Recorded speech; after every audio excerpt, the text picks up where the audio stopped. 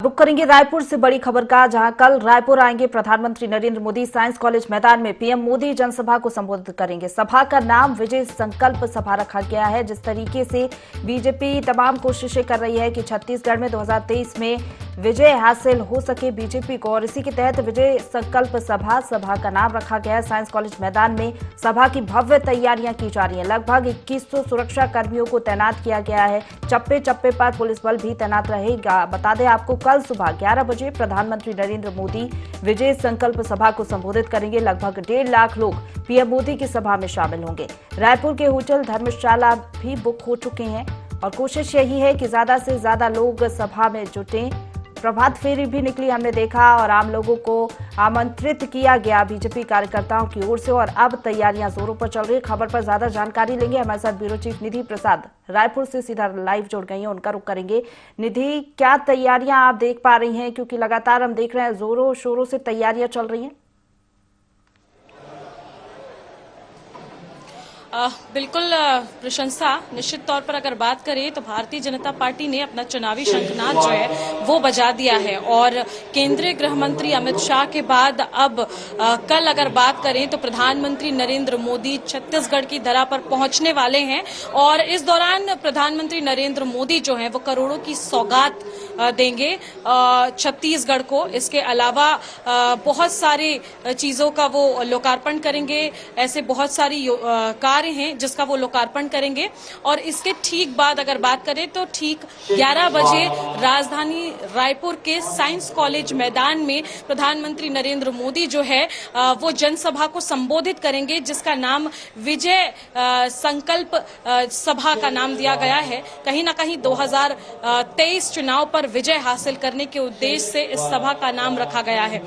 और हम इस वक्त मौजूद हैं राजधानी रायपुर के उसी साइंस कॉलेज मैदान में, जहां पर कल प्रधानमंत्री नरेंद्र मोदी जो है वो आम सभा को संबोधित करेंगे। मेरे ठीक पीछे आप देख सकते हैं कि किस तरीके से एक भव्य स्टेज बनाया गया है। लगातार भाजपा के जो बड़े नेता हैं वो भी उस स्टेज पर आपको मौजूद दिख रहे हैं।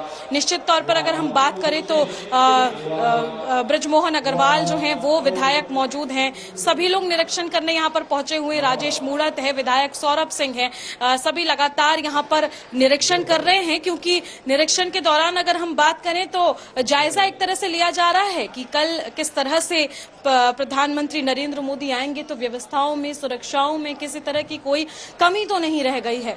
निश्चित तौर पे ये पूरी जो व्यवस्थाएं हैं भारतीय जनता पार्टी अपनी पूरे दमखम के साथ लगातार कर रही है।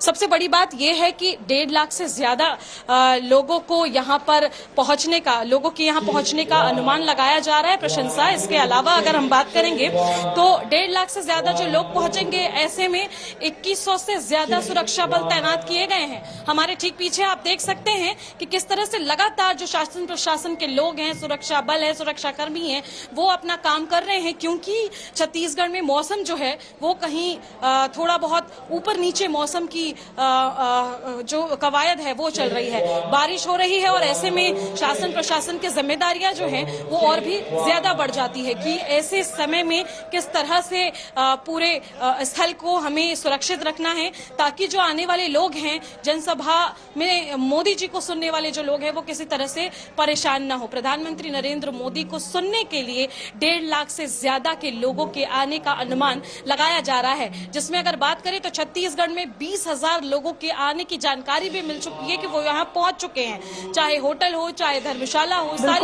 बिल्कुल आसानी से लोग वहां पर पहुंच सके, सभा में जुट सके, बारिश खलल ना डाले, ये भी कोशिश है। इसी के तहत प्रशासन व्यवस्थाएं कर भी रहा है।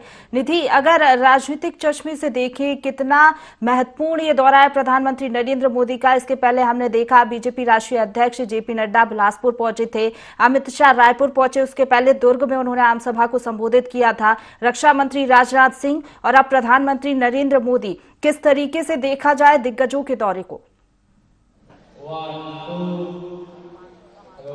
देखिए प्रशंसा, सबसे बड़ी बात तो ये है कि 2023 चुनाव पर इस बार भारतीय जनता पार्टी अपनी अलग ही तैयारी में जुटी हुई है। अलग अलग नए नए लोगों को मौका देने की बातें भी सामने आई और अलग तरीके से सर्वे चलाकर भारतीय जनता पार्टी के जो अपर लेवल के लोग हैं, यानी कि जो केंद्रीय नेतृत्व है, वो छत्तीसगढ़ को सीधे टारगेट किए हुए हैं। इससे पहले हमने देखा था कि किस तरह से राजनाथ सिंह, अमित शाह और अब प्रधानमंत्री नरेंद्र मोदी स्वयं यहां पर पहुंच रहे हैं। यानी कि आप सोच सकते हैं कि छत्तीसगढ़ में हर वो कवायद की जा रही है कि आने वाले 2023 चुनाव पर साफ तौर पर भारतीय जनता पार्टी अपनी सरकार बना सके। देखने वाली बात होगी कि आखिरकार इन महत्वपूर्ण दौरों के क्या कुछ मायने निकलते हैं और 2023 में इन दौरों का कितना लाभ मिलता है। लेकिन फिलहाल अगर छत्तीसगढ़ की बात करें तो भारतीय जनता पार्टी ने अपने पूरे दमखम के साथ छत्तीसगढ़ में चुनावी शंखनाद शुरू कर दिया है और इसकी कवायद जो है केंद्रीय नेतृत्व डायरेक्ट छत्तीसगढ़ में कर रही है। प्रधानमंत्री नरेंद्र मोदी के आने से जाहिर सी बात है कि जो जनता है वो तो उन्हें सुनना चाहती ही है। इसके अलावा अगर हम बात करें तो जो कार्यकर्ता हैं उनमें एक जोश जो है वो भरा जा सकता है कि जिस तरह से कहां किन किन सीटों पर वो कमजोर पड़ गए हैं या कार्यकर्ता कमजोर पड़ गए हैं, तो बूथ स्तर के सर्वेक्षण के बाद अब जिस तरह से केंद्रीय गृह मंत्री अमित शाह ने आकर सभी बड़े तबके के नेताओं को टिप्स दिए हैं कि कमजोर सीटों को किस तरह से मजबूत किया जाए। इस तरह आपने सही कहा और विधानसभा चुनाव के साथ साथ कहीं ना कहीं लोकसभा चुनाव पर भी फोकस रहेगा, क्योंकि एक तीर से दो निशाने रहेंगे। 2023 में क्या असर डालती है?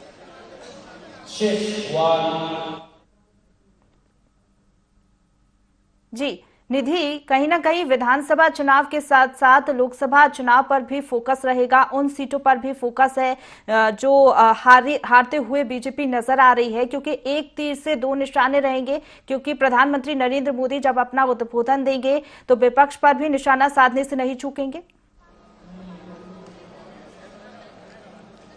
बिल्कुल प्रशंसा, निश्चित तौर पर यह कहा जा सकता है कि एक तीर के दो निशाने कहे जा सकते हैं, क्योंकि 2023 के विधानसभा के ठीक बाद लोकसभा चुनाव है और ऐसे में जिस तरह से छत्तीसगढ़ में लगातार केंद्रीय नेतृत्व फोकस किए हुए हैं, तो जिस तरह के टिप्स यहां पर दिए जा रहे हैं, ऐसे में कहीं ना कहीं अनुमान लगाया जा सकता है कि जो विधानसभा चुनाव में जिस तरह से जिस बड़े तबके के नेता या छोटे तबके के नेताओं की भागीदारी अदा होगी या किस तरह के उनके कार्य होंगे, उसे पॉइंट आउट करके लोकसभा में कहीं ना कहीं उनके लिए सोचा जाएगा या आगे कोई रास्ता जो है वो बनाया जाएगा। तो कहीं ना कहीं अब जिस तरह से केंद्रीय नेतृत्व जो है वो सक्रिय है छत्तीसगढ़ में, ऐसे में जो छत्तीसगढ़ की भारतीय जनता पार्टी है वो भी कहीं ना कहीं सक्रिय हो गई है। हर कोई प्रयास कर रहा है अपने नंबर बढ़ाने के अपने केंद्रीय नेतृत्व के सामने। लेकिन देखने वाली बात होगी कि आखिरकार 2023 के विधानसभा चुनाव में बाजी कौन मारता है और इस बाजी के बाद उनके कार्यों को नोट करके लोकसभा चुनाव में उन्हें किस तरह से